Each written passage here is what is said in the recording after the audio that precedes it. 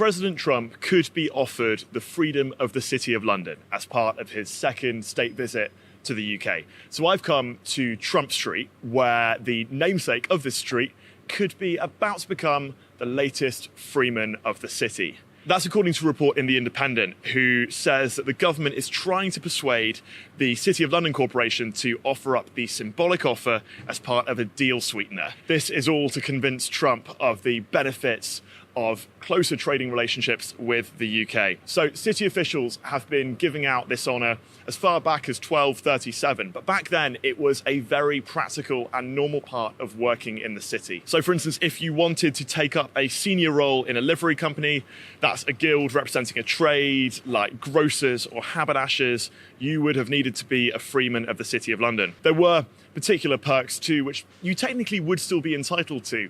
That's things like being able to herd sheep across London Bridge, or even being able to openly carry a sword in public, though people have not recently tested any of these. It is not likely that Trump himself would be taking up the offer of herding sheep over the Thames, and it's also unlikely that his close protection officers would be swapping their guns for swords. It has been reported that he is quite keen personally on picking up the gong.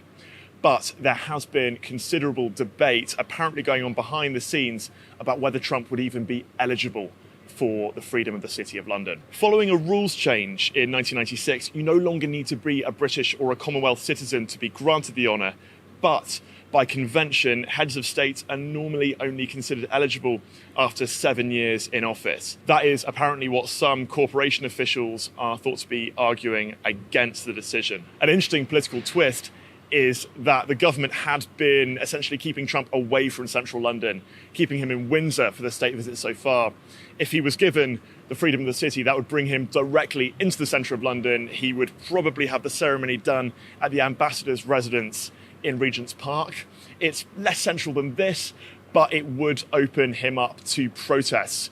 It happened back in 2019, and it would be a bit of a diplomatic nightmare for the government if this happened again this year. But whatever the diplomatic benefits of giving Trump the freedom of the city and, of course, the risks that go with it, ultimately it's going to come down to arcane City of London rules and conventions. For everything you need to know about the state visit and about the Square Mile in general, stick with cityam.com.